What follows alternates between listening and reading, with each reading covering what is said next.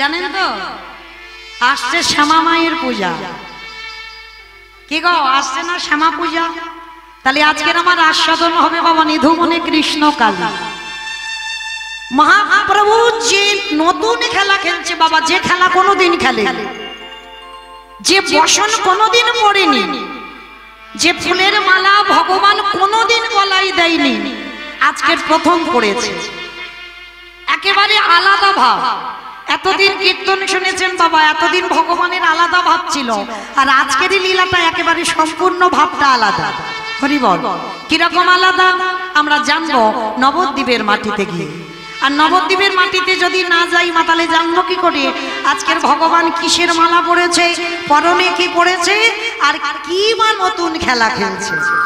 হরি বল। মহাপ্রভু আমার প্রত্যেক দিন ওই শিবার সঙ্গনে সারা রাত্রি ব্যাপী হরি নাম করে, একেবারে সকাল থেকে শুরু হয়। তবে মায়েরা মহাপ্রভু আজকে এই প্রত্যেক দিন যে শিবাস অঙ্গনে কীর্তন করে, সকাল হলে বাবা যাবার সময় প্রতিদিন মাকে প্রণাম করে তবে হরি নামে যায়। আজকে এই জায়গাটা আমার মায়েরা আস্বাদন করবে। প্রত্যেক দিন ভগবান প্রণাম করে তবে শিবার সঙ্গনে হরি নামে যায়। কিন্তু বাবা আমাদের মতো কলির মানুষ আমরা এগুলো মানি না, আমরা এগুলো বিশ্বাস করি না।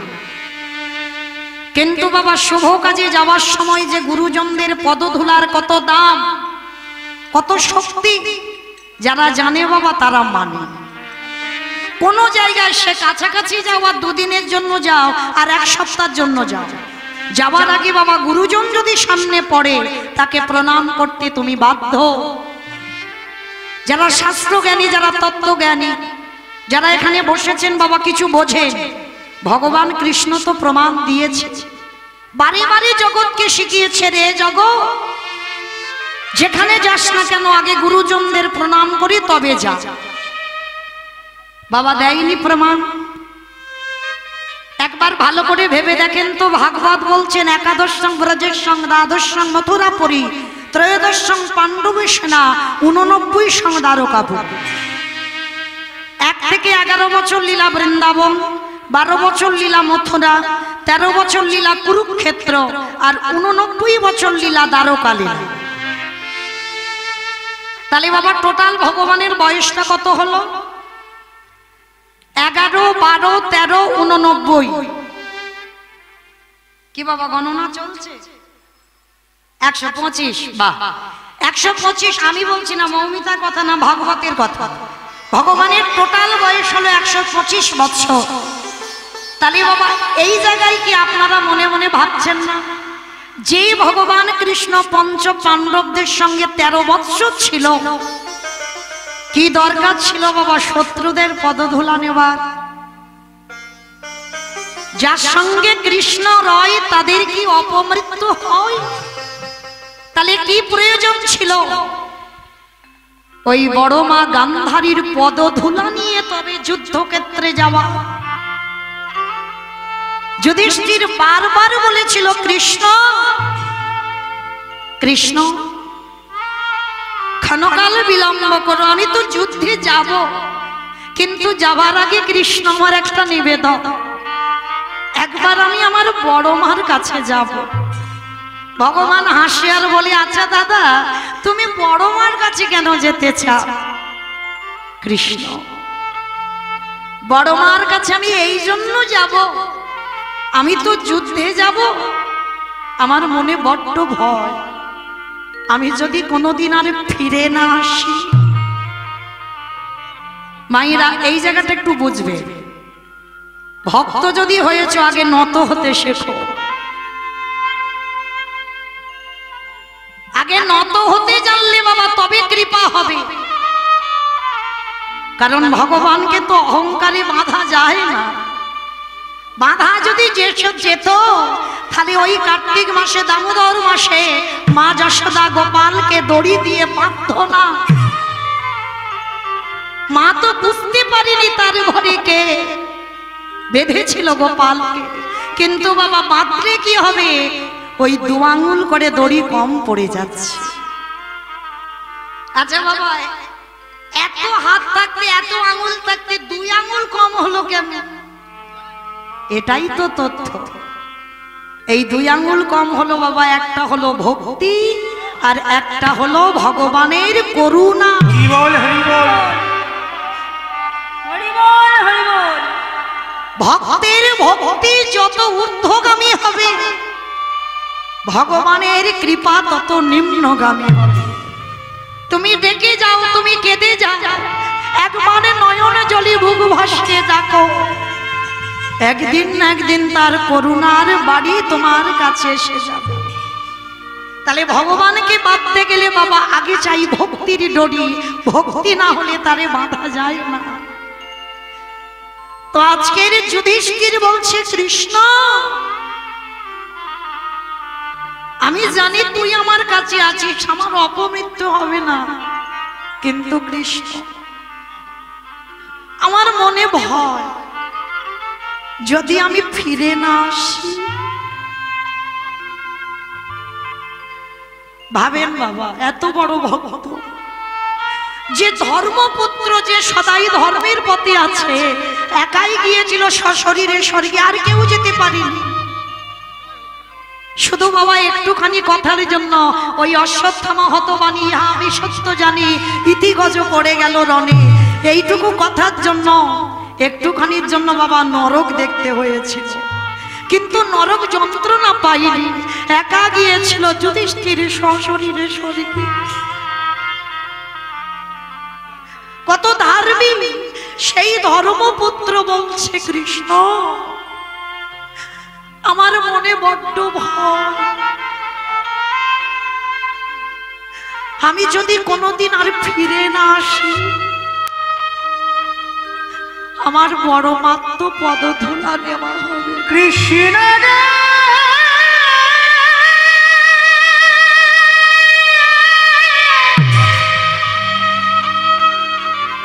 ওই যুদ্ধে যদি ফিরে না আর আসি, তবে যে আমার বড়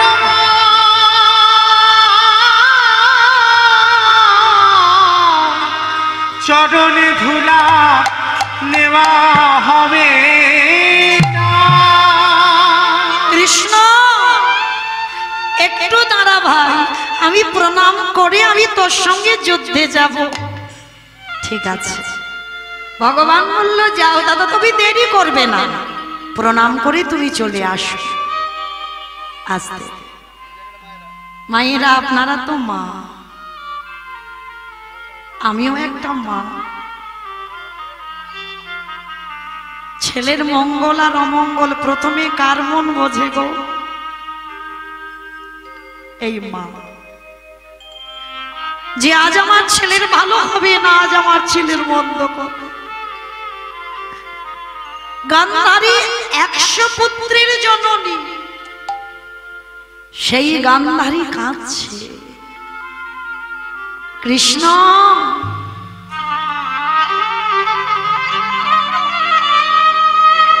আমি তো মা, আমি জানি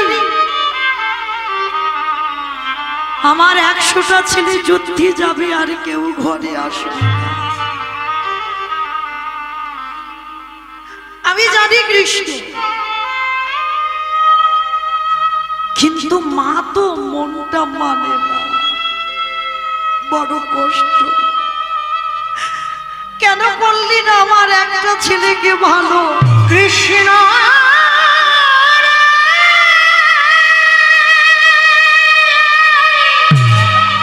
বললা একটা ছেলেকে ভালো করতে পারলো না।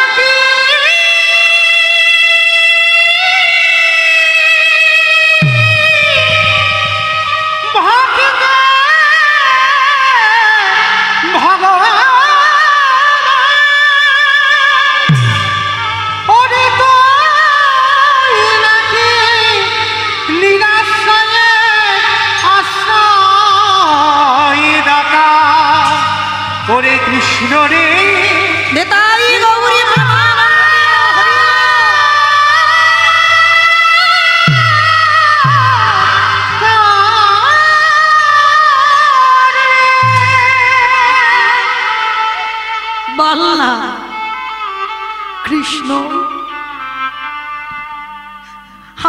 99টা ছেলেকে খারাপ করে দিতে পারতিস, আমার একটা ছেলেকে ভালো করলি না কেন? কি আমার অন্যায়, কি আমার অপরাধ? গান্ধারী কাঁদছে, আর সেই সময় যুধিষ্ঠির এসে ডাকছে, বড় মা।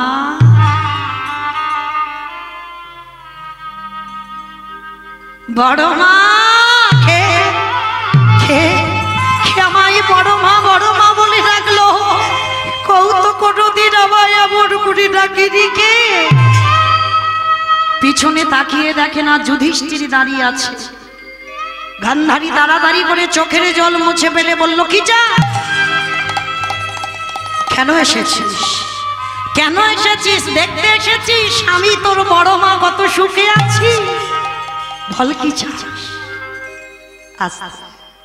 বড় মা, জীবনে এই যুধিষ্ঠির তোমার কাছে কিচ্ছুটি চাই, আজ একটা জিনিস চাইবো, তুমি দেবে? আমার কাছে চাস বাবা? বল তুই কি চাস? এ জীবনে তো কোনোদিন চাইসনি, আর আমি দিইনি তোকে কিছু। বল বাবা তুই কি চাস? কথা দাও, আমি যা চাইবো দেবে। কথা দিলাম, তুই যা চাইবি বাবা আমি তোকে তাই দেব। মায়েরা চাওয়াটা শিখে না। শত্রুর ছেলে আর এক শত্রুর কাছে চাইছে কি, কেন যাবে না সশরীরে স্বর্গে? আর কেন হবে না ধর্মপুত্র? তার পদ চলাটা দেখেন একটু। বড় মার কাছে গিয়ে বলল, বড় মা দাও না আমায় ভিক্ষা। কি চাস বাবা? বড় মা দিতে যদি হয় তুমি একেবারে আমার মাথায় হাত দিয়ে বড়ি দিয়ে দাও। একবার জীবনে তো কিছু চাইনি, আজকের প্রথমেই তোমার কাছে চাইছি, দাও বড় মা। কি চাস? বড় মা একবার তুমি আমার মাথায় হাত রেখে আশীর্বাদ করো, যেন প্রথম দিনে যুদ্ধে গিয়ে এই যুধিষ্ঠির মৃত্যু হয়ে যায়। খোকা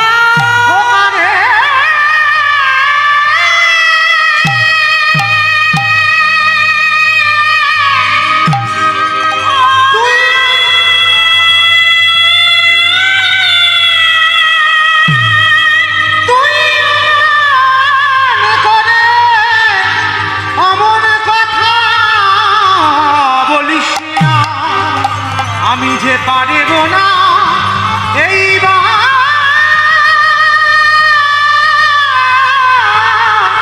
দিতে পারব।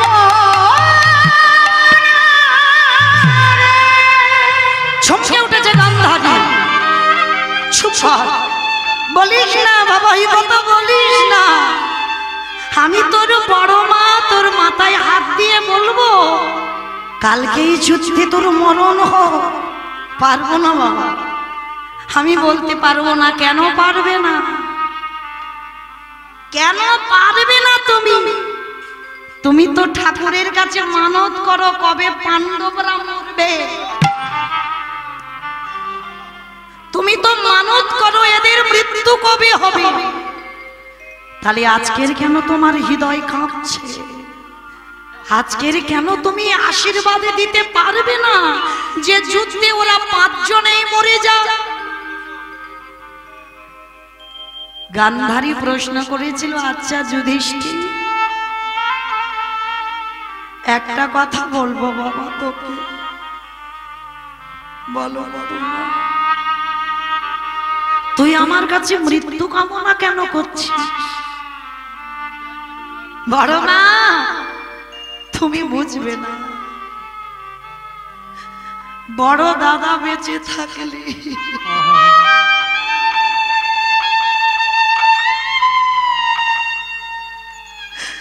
যদি কোলের ভাই চুরি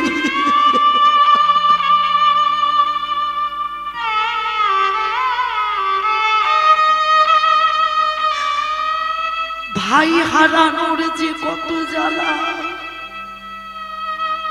ভাই হারানোর যে কত যন্ত্রণা তুমি বুঝবে না বড় মা, তুমি বুঝবে না, আমি বুঝি। আমি পারবো না। বড় মা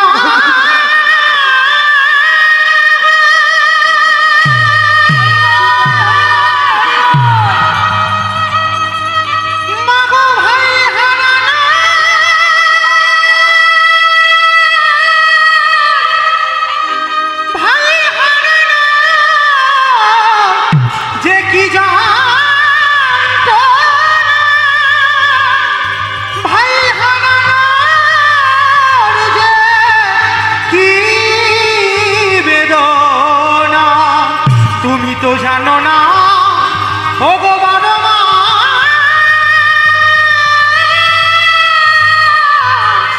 তুমি তো জানো, তুমি জানো না বড় মা, বোঝো না। বড়জন থাকলে যদি ছোট চলে যায়, বড়জন থাকলে তারা কারাবারে যে কি জ্বালা, তারা কারাবারে যে কত যন্ত্রণা তুমি বুঝো। বড় মা, একবার তুমি আমার মাথায় হাত দিয়ে বলো, যে গান্ধারী জীবনে যুধিষ্ঠির ভালো চাইনি, সেই গান্ধারী আজকের বর দিচ্ছে দেখে। খোকা রে,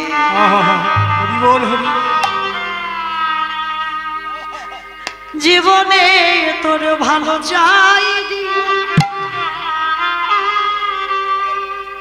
সারা জীবন ঠাকুরের কাছে মানত করলাম, কবে পঞ্চপাণ্ডব নিধন হবে,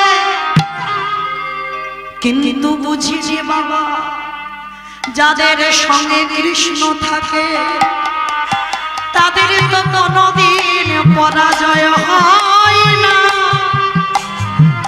আমি তোর বড় মা কইয়া তোরে আশীর্বাদ দিলাম, ওরে যে পক্ষে কৃষ্ণ থাকবে, যাদের সঙ্গে কৃষ্ণ আশ্রয় আছে, যারা কৃষ্ণ চরণ সারে করে গেছে, একবারে গুরু চরণে হৃদয়ে ভরে, একবারে যারা গোবিন্দ ভজেছে, তাদের কোনোদিন অকাল মৃত্যু হয় না। ওরে খোকা রে, আমি তোর বড় মা,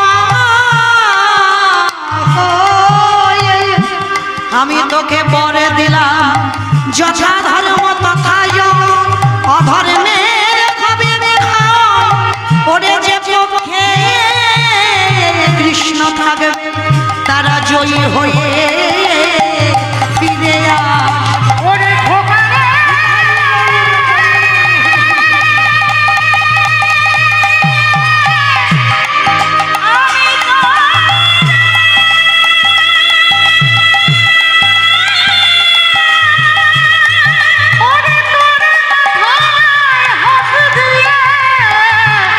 আমি তোরে আশীর্বাদ করিলাম, ওরে যে পক্ষে কৃষ্ণ না, সে পক্ষে দেখি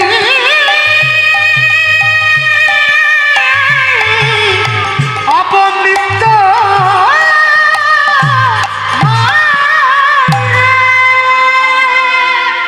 খোকা, আমি তোর মা হয়ে বর দিলাম, তুই জয়ী হয়ে ফিরে আস। পিছনে দাঁড়িয়েছিল দুর্যোধন, চমকে উঠেছে, মা তুমি কারে বর দিলে? ও তোমার ছেলে নয়, ও তোমার শত্রুর ছেলে। ওরে খোকা, আমি তোরে বরে দিলাম, ওরে তুই জয়ী হয়ে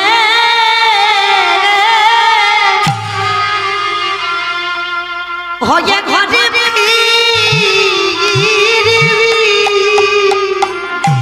ওরে এই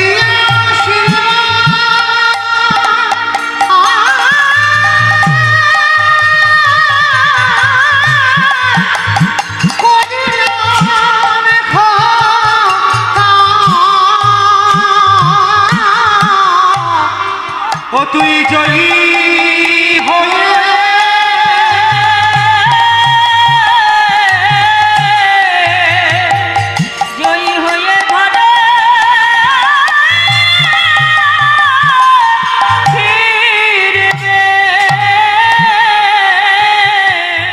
দুর্যোধন বলছে মা তুমি শত্রুকে বর দিলে, বলে দিলাম বাবা।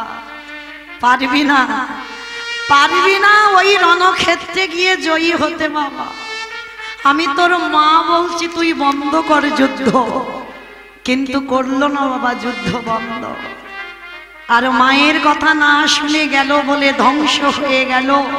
কিন্তু বাবা আজকে যুধিষ্ঠির মহারাজ বড়মার পদধূলা নিয়ে গেল বলে পঞ্চ পাণ্ডব জয়ী হয়ে ফিরে এলো। তাই গৌরাঙ্গ মহাপ্রভু জগৎবাসীকে শেখালো, রে জগৎ আমি ভগবান হয়ে আমি সকাল সকাল ভক্তের পদধূলা নিই। মায়েরা, যেটা আপনাদের এই দেশে কীর্তন করে সুখ হয়, এই নদিয়া মুর্শিদাবাদ বাংলাদেশ কদিন আগে গিয়েছিলাম বাবা, যে সুখটা পাই সত্যি কথা বলতে ভয় নাই, সেই সুখটা আমার এলাকায় নাই। কেন জানেন? এই যে আপনাদের মতো ভক্ত পদধূলা, মহাপ্রভু নদিয়ার মাটিতে বাবা ভক্ত পদধূলা নেবার জন্য লালায়িত। আজ প্রত্যেক দিন সুরধ্বনির তীরে গড়াগড়ি দেয়, সকালবেলা মাকে প্রণাম করতে ভোলে না, আর মাকে প্রণাম করে যায় শ্রীবাস অঙ্গনে কীর্তন করতে। আজকের শ্রীবাসকে ডেকেছে শ্রীবাস। আজকের একটা কথা বলবো, প্রত্যেক দিন তোমার দুয়ারে কীর্তন করি, তবে আজকের আমি তোমার দুয়ারে কীর্তন করব না। আজকে যাব আমি সুরধ্বনি গঙ্গার তীরে কীর্তন করতে। প্রভু সুরধ্বনি গঙ্গার তীরে কীর্তন করতে যাবে কেন? আজকের এই অন্ধকার, কেউ কাউকে দেখতে পাচ্ছে না বাবা। তিথিটা ছিল অমাবস্যা তিথি, মানে এক হাত দূরে মানুষ আছে বাবা, দেখা যাচ্ছে না, কেউ কাউকে দেখতে পাচ্ছে না, একেবারে অন্ধকার। আর এই অন্ধকার দিনে তুমি যাবে সুরধ্বনিতে কীর্তন করতে? বলে হ্যাঁ শ্রীবাস, আজকের আমার মনে ইচ্ছা জেগেছে আমি সুরধ্বনির তীরে কীর্তন করব। ঠিক আছে প্রভু চলো। তো সবাই মিলে গিয়েছে বাবা সুরধ্বনির তীরে কীর্তন করতে। আর সুরধ্বনির তীরে কীর্তন করছে বটে, অনতি দূরে এক ভক্ত দাঁড়িয়ে আছে। আর ভক্তটি এসে বাবা কি করেছে, একেবারে মহাপ্রভুর গলায় একটা মালা পরিয়ে দিয়ে। তবে বাবা মালাটা যেমন তেমন মালা নয়, মালাটা হলো বন ফুলের মালা।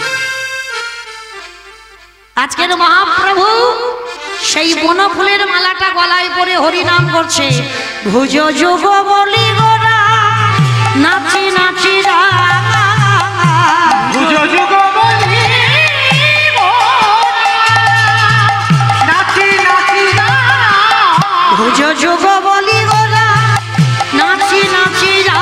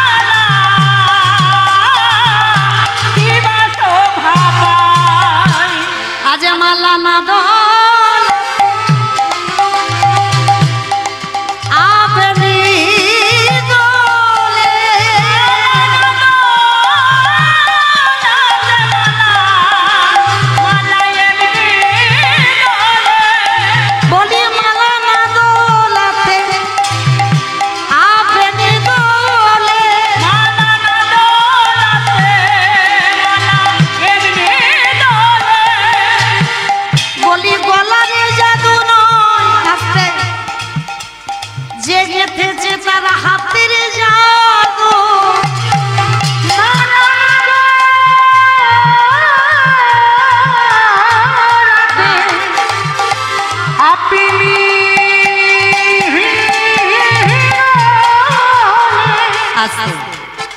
অমাইরা ভগবানকে মালা পড়াও তো, ভগবানকে যে মালা পড়াবে সে মালাটা জানো বাবা বনফুলের মালা। এই যে বনমালা এর নিয়মটা কেমন জানো? এই যে বাবা ভগবানের কোমরে যে ধটিটা আছে, এই ধটি পর্যন্ত স্কন্ধ থেকে জানো বাবা ধটি পর্যন্ত পরশ করে, আর এই ধটি পর্যন্ত পরশ করলে সেটাকে বলা হয় বনফুলের মালা। কিন্তু বাবা নবদ্বীপে আরো তো ভক্তগণ ছিল, তবে যে বনফুলের মালাটা দিয়েছে বাবা, বনফুলের মালাটা হলো বাবা ফুলটার রং একেবারে লাল টুকটুক করছে, মানে মালাটা দিয়েছে মা জবা ফুলের মালা। অমাইরা বলো তো দেখি ভগবানের সব থেকে প্রিয় ফুলের কালারটা কি রকম? সাদা, সাদা ফুল। আর সাদা ফুল যদি না হয় হলুদ, এ দুটো হচ্ছে ভগবানের খুব প্রিয় রং। কিন্তু বাবা প্রত্যেকদিন মহাপ্রভুর গলায় সাদা রঙের ফুলের মালা, তবে বাবা কৃষ্ণের প্রিয় ফুল হচ্ছে কোন ফুল জানো? জানো কোন ফুল? জানো না? করবী ফুল।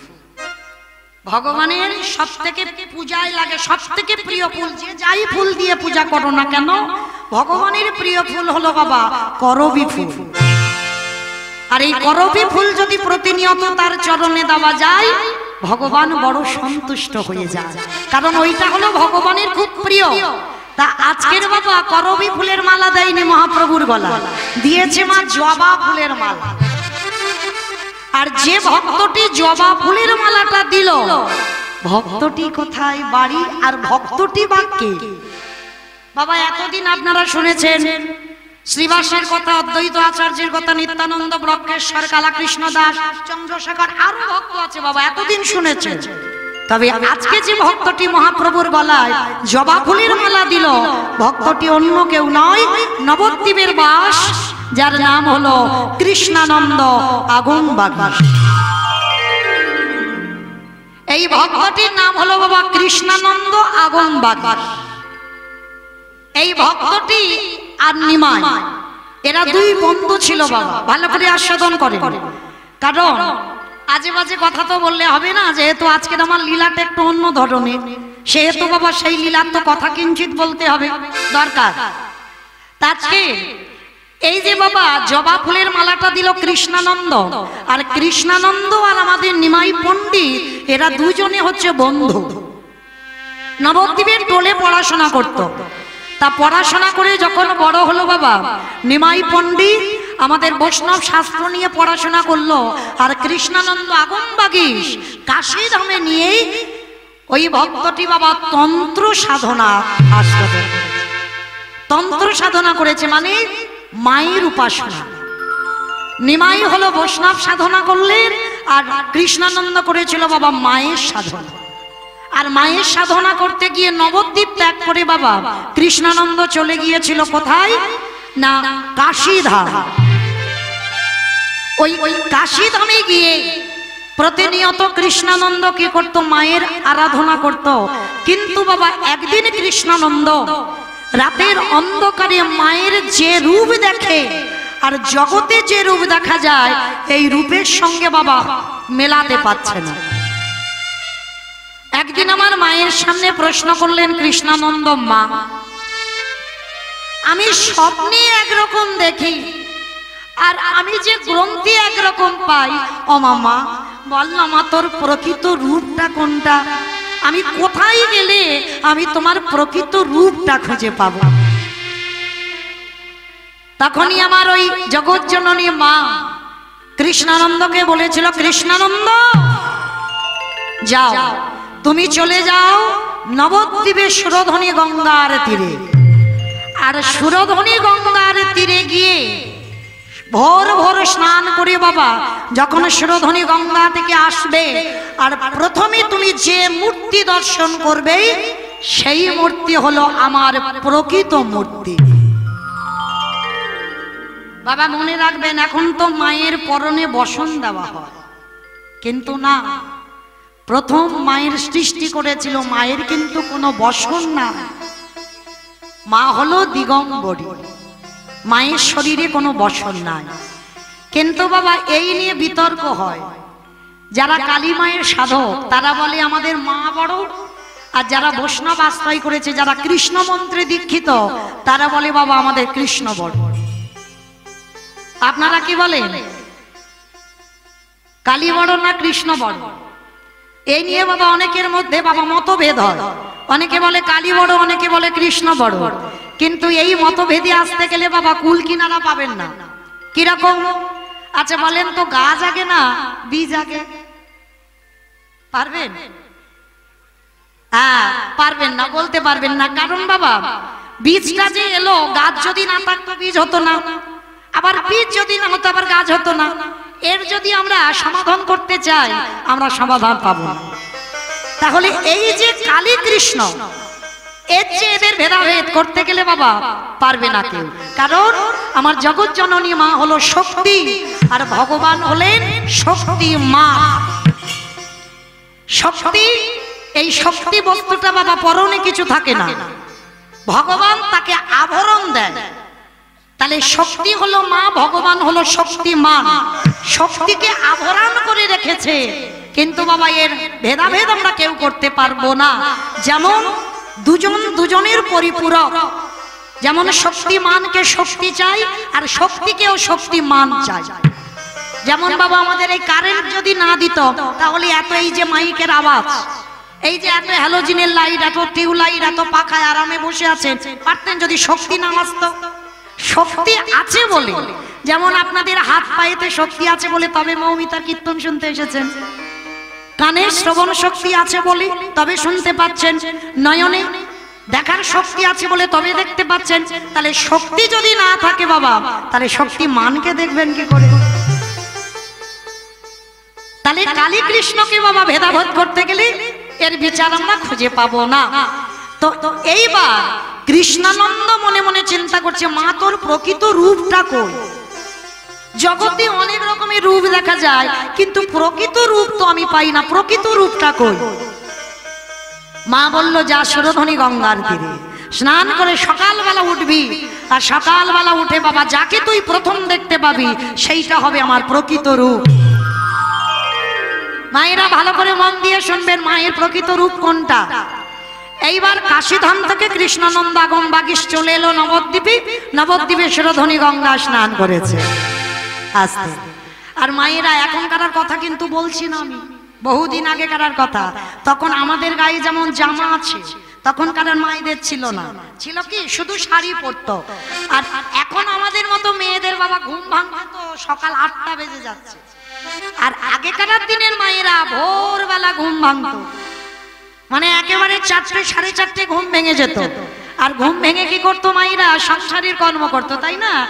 প্রথম কথা হলো আগে গোবর জল ছড়া দেওয়া হতো। কি মায়েরা গোবর জল ছড়া দেওয়া হয়?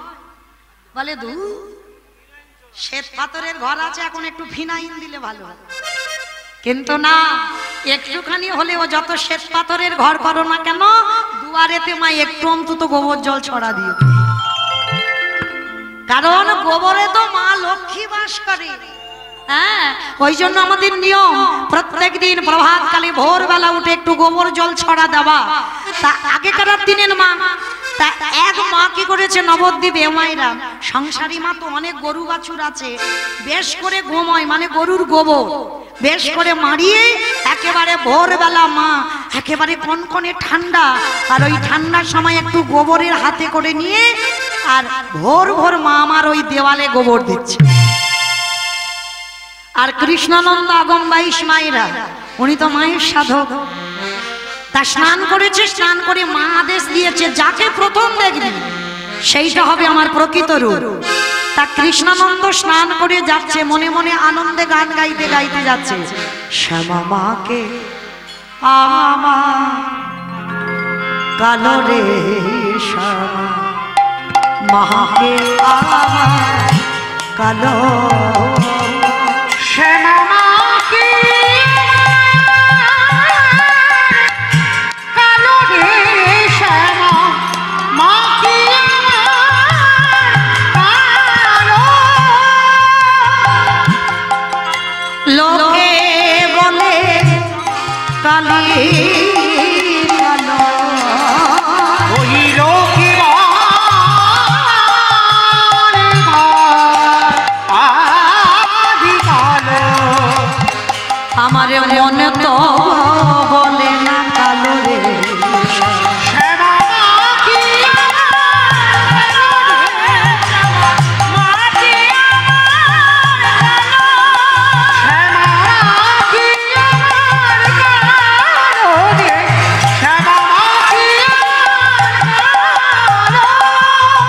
শ্যামা কখনো সে তো কখনো পিত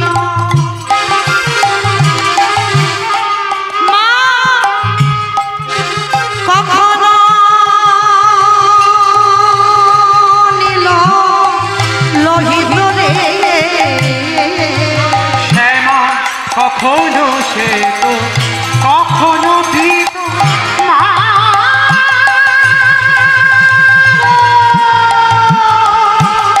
জয় মা একবার দেখা দে মা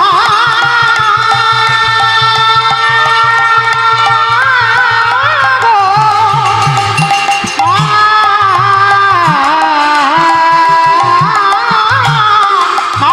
গো, কখনো সে তো কখনো পিত কখনো লোহিত রে আমি আগে তো বুঝিনি আমার জননী আগে তো বুঝিনি এমন জননী আমারে ভাবিতে জন গেল রে শ্যামা মাকে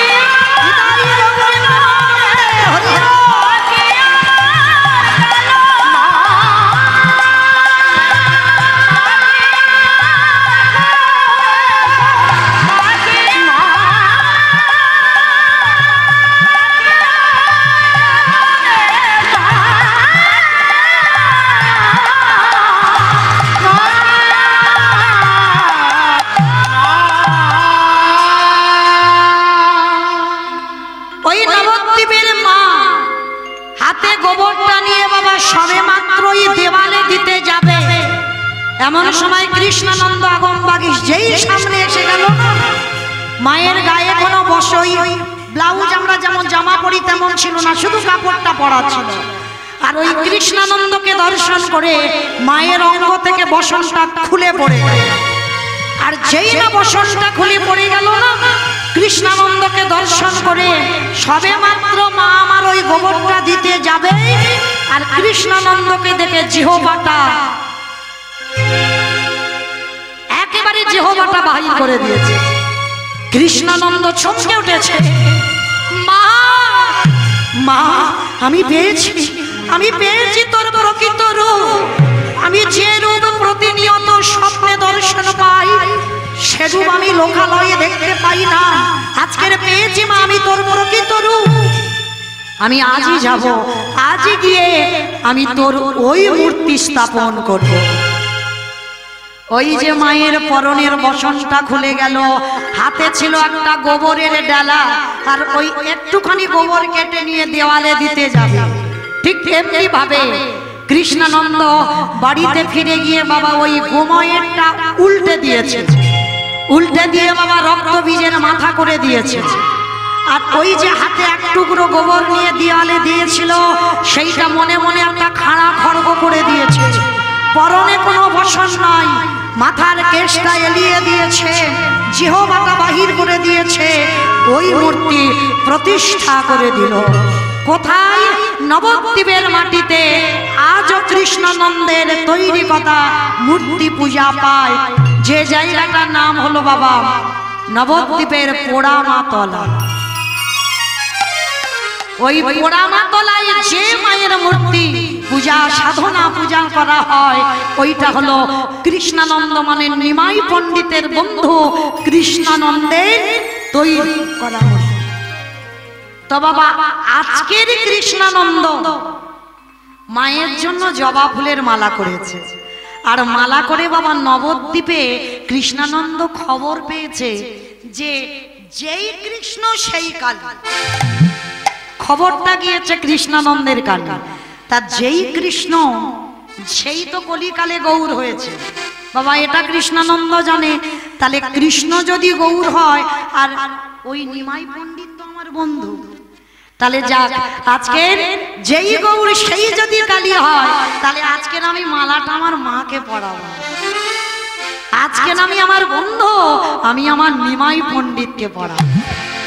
এইবার জবার মালাটা নিয়ে একেবারে কি করেছে বাবা, ওই সুরধ্বনির গঙ্গার তীরে মহাপ্রভু ভুজ যোগ বলি গো না নাচি নাচি যা যুগ বলি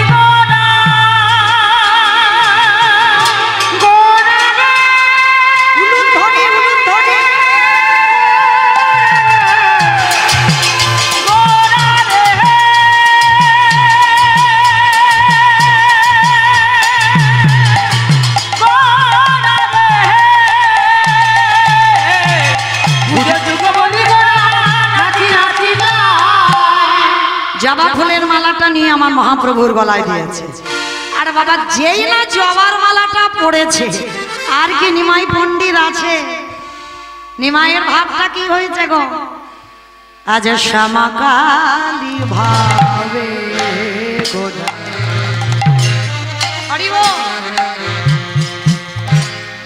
বিভাবিত হইয়া আজ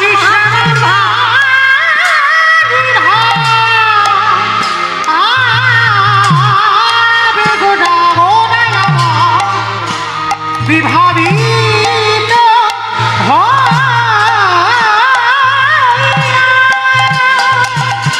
আবার রসনামে মেলিয়া গোদা রসনামে মেলিয়া গোদা। আস্তে অমাইরা রসনা মানে কি গো? জিহবা। আজকের মহাপ্রভুর কোনদিন দেখেছো এই ভাব? শুধুমাত্র এই লীলাইতে পাবে। আজকে জিহবাটা বাইর করেছে রসনামে লিয়া গোদা দেখো দাঁড়ায় রহিলা আজ রসনামে লিয়া গোদা রহিল আজ শ্যামাকালী ভাবে গোদা গোদা আমার বিভাবিত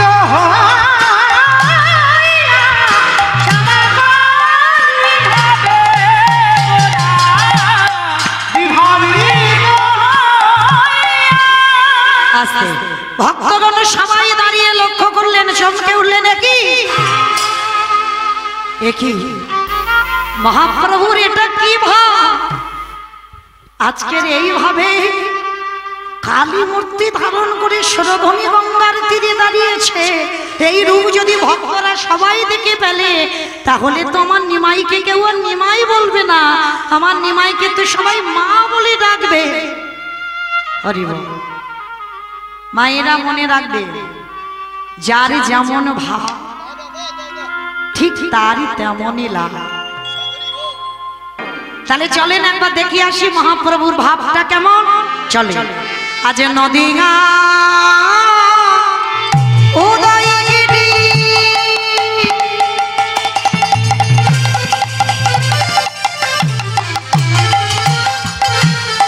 পরে চন্দ্র গৌর হরি নদিয়ায় উদয়গিরি।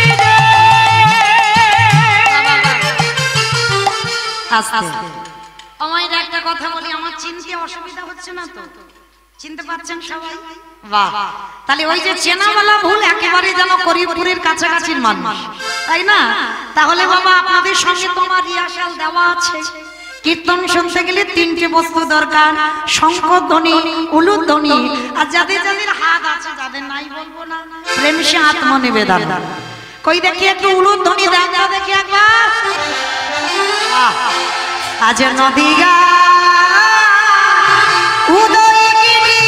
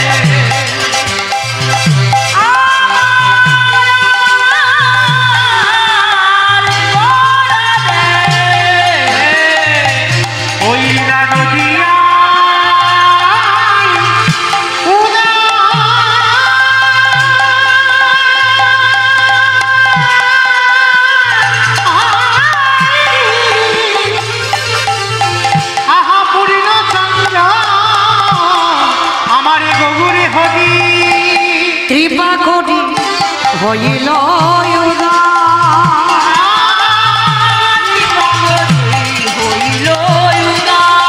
আজ কৃপা করি হইল